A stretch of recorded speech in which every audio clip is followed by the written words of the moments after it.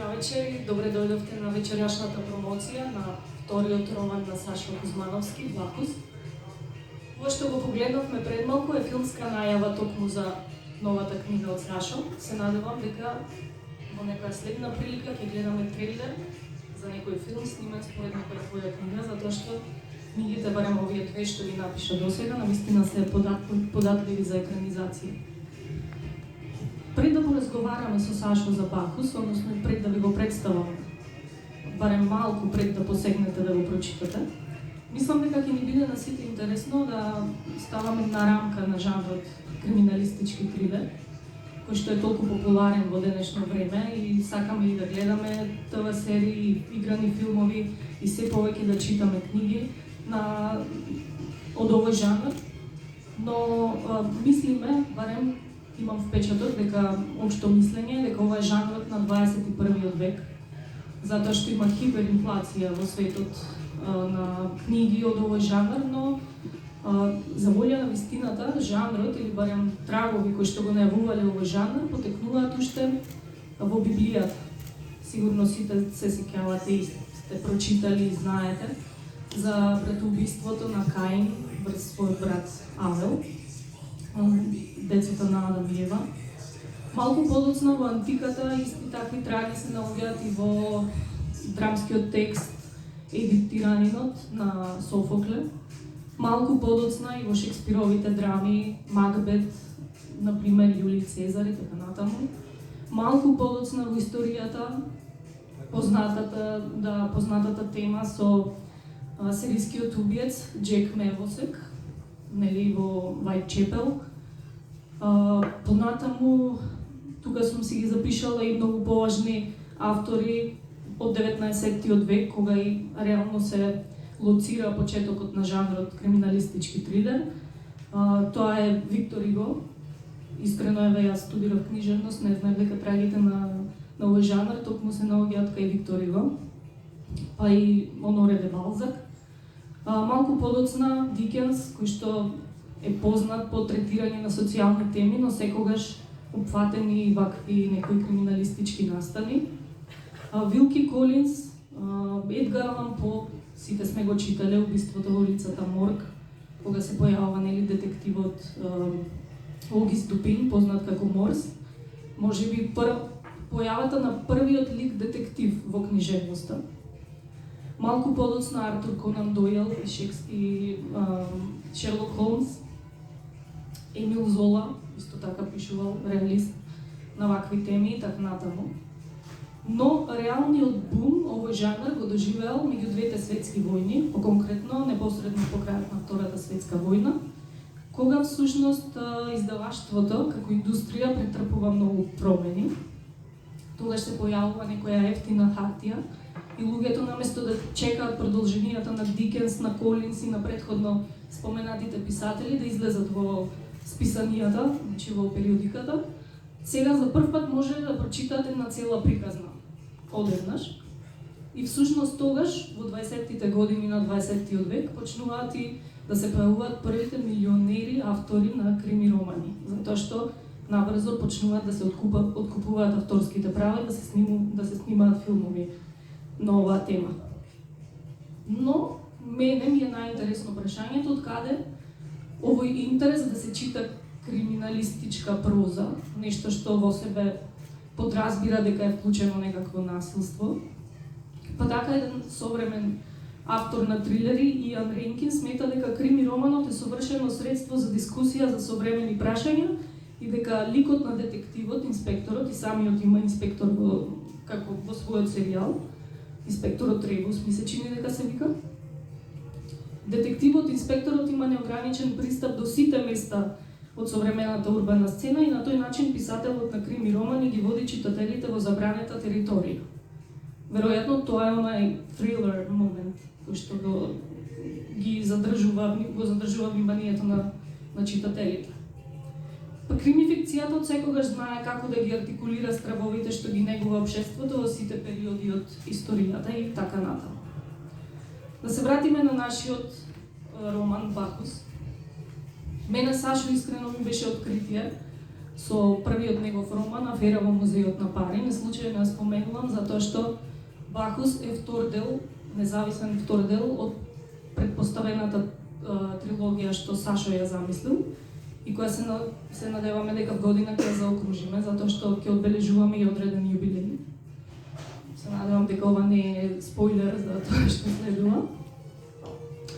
Во Афера на музеот на Пари, ако сте ја читале, знаете дека темата беше потрага по украдена скапоцена пара од музеот на Пари во Народната банка, настан кој што е сместен на почетокот на новиот век во Македонија, на 21. век.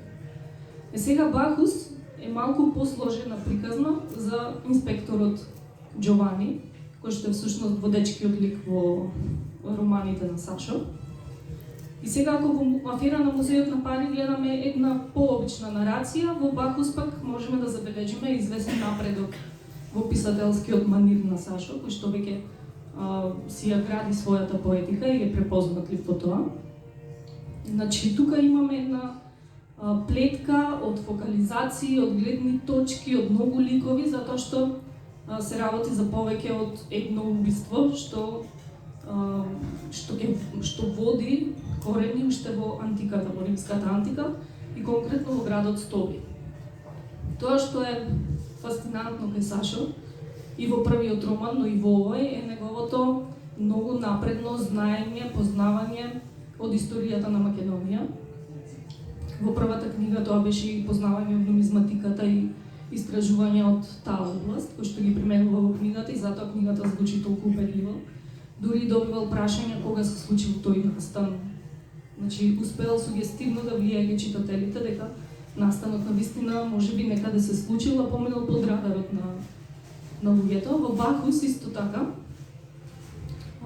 се обработува тема од окултното, од псевдонауката, од ритуалите поврзани со баханалиите што се случували и се организирале во антиката во градот Стоби. И повторно ќе се навратам на неговата доблест како писател е тоа што многу истражува, има интересна постапка за која што подоцна ќе зборуваме, како ја интегрира во својата поетика. Од друга страна може да се чита сето тоа и како една промоција на богатата историја во Македонија и ни каже за тоа повеќе дали му е намерата и тоа да го направи. И секако, според мене, она што е најдобро е затоа што пишува за тоест неговите настани ги вметнува во нашата непосредна околина, во нашиот контекст. И наместо да читаме бестселери светски кои што се случуваат некаде далеко од кај нас и ни прават некоја илузија за настанот, ние имаме тука можност да читаме за приказни кои што се околу нас, кои што не интригираат, не возбудуваат. И според мене треба да продолжиш во оваа насока да ги пишуваш и следните книги, затоа што можеби ти ќе го најавиш и новиот бранд на писатели на крими трилери во Македонија и дека најверојатно ќе се појави некој книжевен критичар кој што ќе посвети внимание на твојот писателски глас и писателскиот глас на новите млади автори кои што се појавуваат.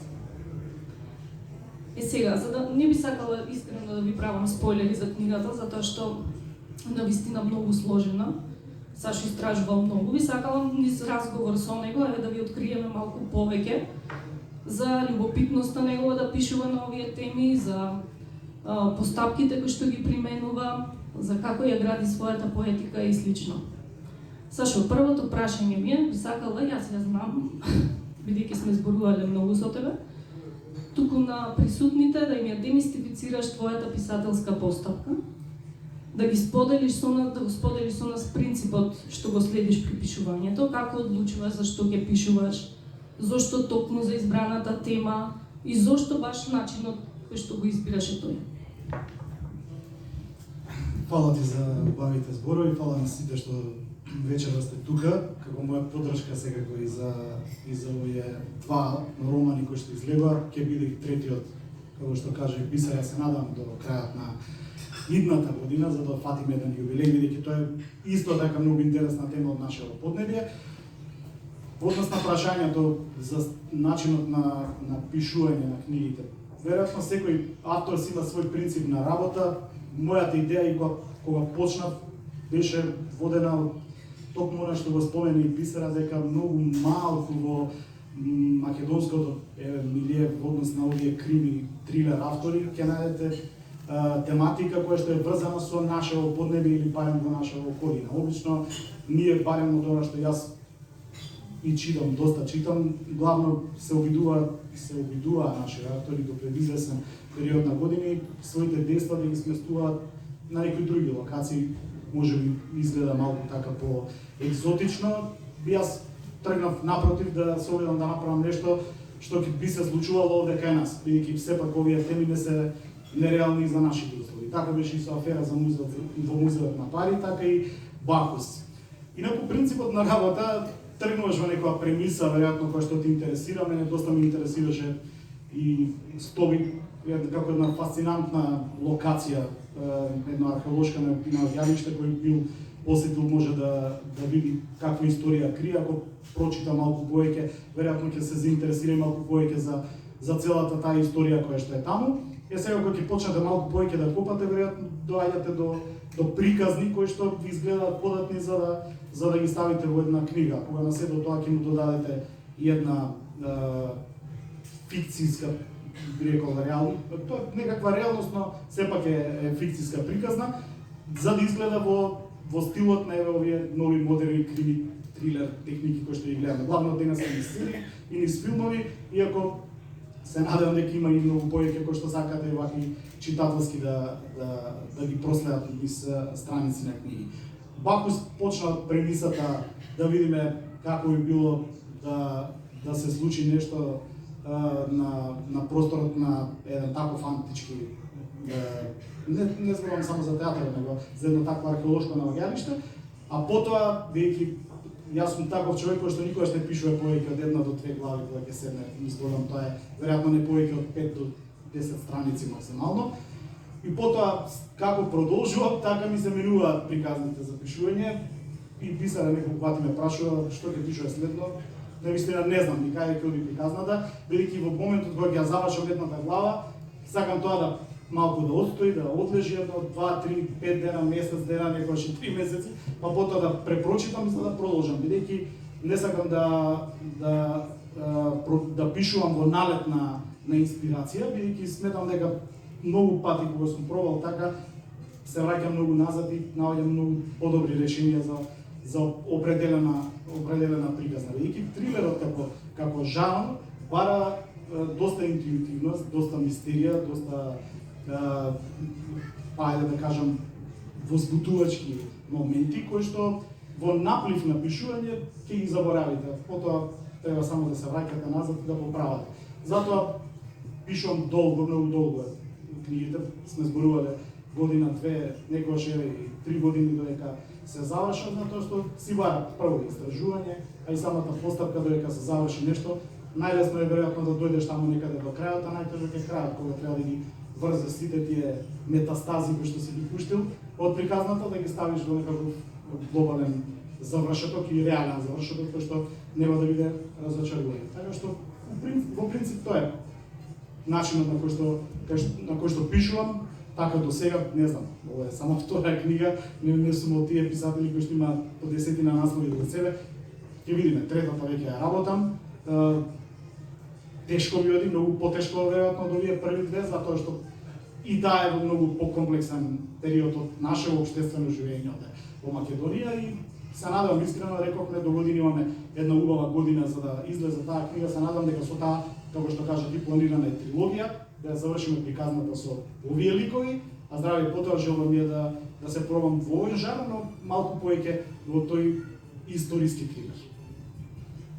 Благодарам. И сега во контекст на одговорот што ми го даде, дали сметаш дека е предност или недостаток тоа што темите ги ситуираш во нашето општество, во нашата средина? Ние сме мало општество, мала средина, немаме увид колку сме интересни за да земат некое дело да го филмуваат во странство и слично. Според тебе, на кој начин можат овие наши книги да ја надминат оваа граница? Физички граници? За да надминат оваа граница, први треба да ги видиме во оваа граница, навтре, ако веќе зборуваме за некоја екранизација на ваквите дела, затоа што кај нас тој сегмент е многу, скоро го нема, веројатно, не знам, 1 до 2 продукцијски серии за филмови не правиме млади. Инаку, дали е предност? Предност, во однос, ако мислиш на читателска публика, мислам дека е предност, затоа што, поѓајќи од себе како читател или од луѓе со кои што сме зборувале, нормално дека секој сака да прочита нешто што е во рамките на она што го окружува. Реков јас тие приказни кои што се надвор од нашите граници може би делуваат малку поекзотично, но овде кај нас е многу потешко да ја напишеш приказната затоа што е лесно проверлива. Не можеш да си играш ти со читателот, со работи за кои што он веројатно ги живее, не само што ги познава, ги живее. Објекти, улици, места, луѓе, ситуации. И затоа е многу тешко да бидеш реален во оваа ситуација. Многу полесно е веројатно да пишуваш за Париз и за Њу Йорк, каде што можеш да пишуваш работи кои што се тешко проверливи. И може да поминат така лесно. Веројатно така и ние ги поминуваме. Странските автори кај нас. Нас тоа не изгледа убаво, но ретко кој доаѓа и се обидува тоа што е ставено натре да го провери. Мислам треца на локација, на место. Ова кај нас овде кога го ставеше, прво е многу потешко. Мислам на тежината на зборот, затоа што велам не може да си игра со читателот. Тој може тоа лесно да каже ова една врска е чиста глупост или измислена. Да, има многу голем скрипторски предизвик кога се уредуваат крими трилери. Нели, кога работиме и на твоите текстови кога работевме, ги лоциравме некои дискрепанции, да, во факти, во појава на одредени технолошки пронајдоци и така натаму. Исто така во контекст на ова второ прашање, сакала да го чујам твоето лично мислење зошто крими трилерот во формата во која што се појавува денес, значи не како што се појавувал во историјата кога имали поинаков третман, нели тие сите автори кои што ги набројам се класици во литературата и покрај тоа што пишувале крими трилер. Денес многу тешко да запомниме 1 до 20 светски добри писатели на трилери. Зошто во формата во која се појавува денес е толку популарен кај читателите? Тоа ми е првиот дел од прашањето. А вториот дел ми е, ќе се навратам на второто прашање, како да се успее како автор на крими проза во олку голема конкуренција, дури и кај нас, значи има стварно хиперинфлација на преводи на трилери, па дури и за оваа мала средина како нашата, во која домашните писатели практично се надпреваруваат со странските автори што се објавуваат тука. Ај со ред прво.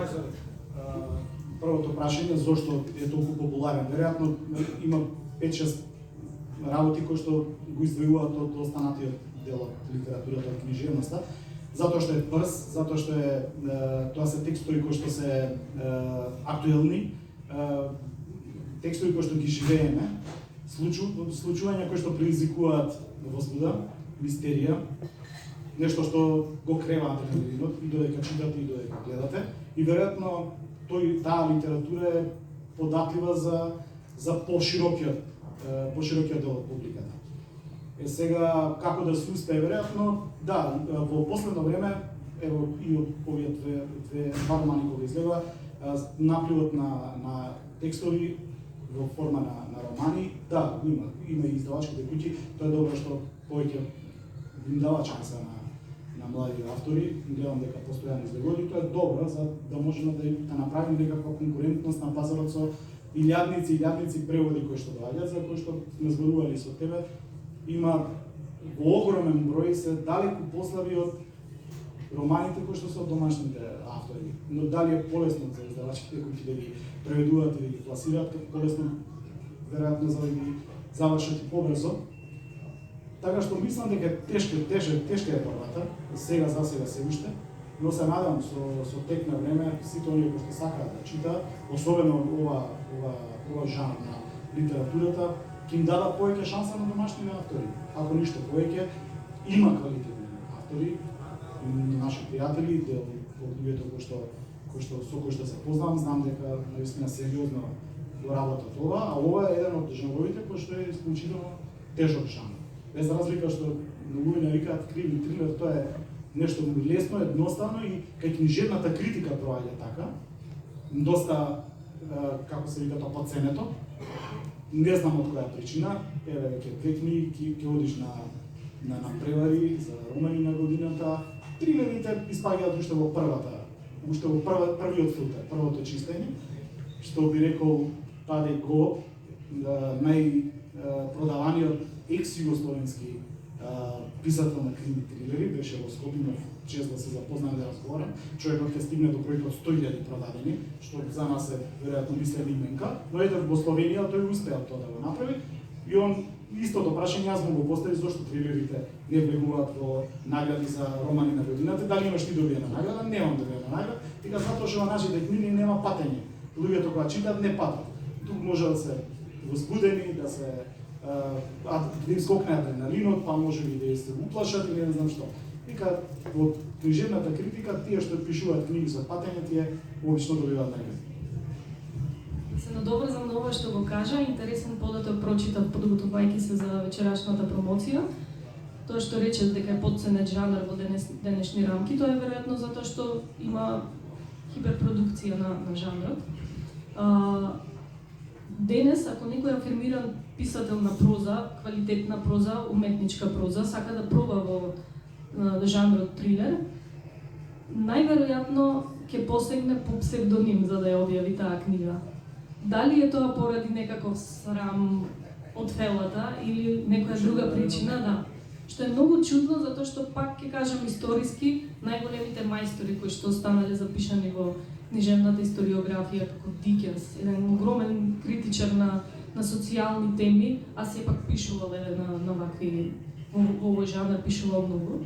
Останал за секогаш запишан во книжевната историографија, а денес не знам искрено колку од овие автори што фигурираат, циркулираат низ светот ќе останат забележани. Епа, кога сме кај писателите, сакам да те прашам, кои писатели ги читаш и дали следиш нечи стил и се обидуваш да го имитираш. Тука не мислам на онакво плагиаторско имитирање, туку некои финти писателски што сакаш да ги зајмиш, да ги примениш во твојата проза, за да ефектот да биде баш забележлив и да го постигне кај читателот. Овде кај нас има наплив од тие нордиски автори, кои што мене воопшто не ми се фаворити, веднаш да кажам. Неколку автори со кои што мислам дека досега не сум успел да најдам промашување, едниот од нив е Донато Каризи, едно од наистина страшно писателско име, веројатно не знам, едно може да најдобрите во европскиот континент според. Тој ми е онака фаворит, сум кажал неколку пати. Во последно време Долорес Редондо, една шпанска паскика поточно, која што баш ја открив во времето кога го пишував Бакус, кога го подготвав, мислам, јас веќе имав во напредна фаза бев, забележав дека пишував баскиска митологија и така ми дојде доста интересно, после забележав дека и скоро да нема нејзина книга што нема екранизација, тоа само по себе зборува, тоа се се филмови кои што се издадени според нејзините книги. Од прилика тука некаде тие два автори, сега ако зборуваме за фаворити, за умилени автори тие два, знам да прочитам и многу други автори, а во последно време сакам да читам историски трилери и има неколку автори кои што знаат тоа добро да го направат и гледам дека во Србија тоа е доста популарен жанр во последно време и се надевам дека и овде кај нас, јас искрено би сакал како ќе завршим оваа трилогија да пробам нешто такво, да се одидам во тој дел на историски трилери. Благодарам. И последното прашање, со кое ќе заокружиме промоција, освен ако некој друг не сака да се вклучи од публиката, дали ги замислуваш твоите книги како филмски адаптации? Реално би посакал, апсолутно, ако некој изрази желба тоа да го стави на видео лента, зошто да не? Јас мислам дека материјалите се податни. Неколку пати сме зборували и со тебе како критичар и со уште неколку рецензенти кои што биле и на првата книга и на втората, и самите стакнаа дека материјалот е можеби во тој стил и пишуван, но многу брзо може да се адаптира како сценарио за филм или серија или како да е. Зошто да не? Тоа е материјал, денес гледаме дека сценаристи и режисери многу често, скоро може би, ајде сега да не претерам, ама 50% од оно што излегува на екрани од вид на серии на филм е некаква екранизација на некој дел, нормално, со додатки и со уметнички дел на режисерот, на сценаристот. Јас искрено би посакал, зашто да не, сега останува да видиме како тоа понатаму би се развивало дека нас. И да не заборавиме тоа што се договоривме дека е интересно да го споменеме. Додека ја подготвувавме книгата за книгата Бахус, се случи една многу интересна симултана појава. Токму во Стоби беше откриен мозаикот на Бахус. И ние бевме фасцинирани и многу сакавме да ставиме некоја првична фотографија од Бахус, но не добивме дозвола од оправдани причини, ни кажаа дека тоа е ексклузивитет на Стоби, на локалитетот. Но, еве, откако ќе ја прочитате книгата, можете да ја користите како водич во посета на Стоби. Веројатно во меѓувреме ќе го отворат мозаикот, ќе можете да го видите. Сашо толку прецизно ги опишува просториите какви што биле во Стоби, значи одлично ни ги црта. Можете и да ги доживеете буквално реалистично кога ќе прошетате таму. Многу убаво и сето тоа се должи на неговото проникливо истражување на историјата од античкиот период, костимографијата, облеката, традицијата, обредите, ритуалите се многу опишани баш живо. Така што, еве, имаме една одлична книга која што може баш да се користи и во тие цели истражувачки на локалитетот Стоби, освен што ќе ви овозможи исклучително уживање. И јас искрено не сум читател на трилери, но Сашо сакам многу да го читам, затоа што ми ги задоволува моите интелектуални потреби за убава проза, затоа што навистина пишува на тој начин. Го напрегнува интелектот, ве вклучува во динамиката на дејството, ќе откриете многу нови работи, може да се користи како референтна литература, затоа што споменува книги, конкретно на Иван Миколчич, познат археолог, кој што пишува за нашите локалитети. Значи, се што би сакале да пронајдете во една книга, се ставам себе си како исклучителен љубопитник за откривање нови работи преку книгите, можете да најдете во Бахус. Само во врска со мозаикот, бидејќи јас и ти разговаравме, излезе многу чудно, месец-два пред да го издадеме книгата се појави веста дека е пронеден и тоа на место кој е истражувано уште пред 100 години. Станува збор за мозаик кој што и да кажеш за книга, веројатно ќе биде спойлер, а затоа и не сакавме многу да зборуваме, бидејќи толку многу приказни има една со друга и не е убаво да ги откриваме. Но интересно е што последната глава од книгата, впрочем, беше идејата, некако најавивме дека нешто во стилот на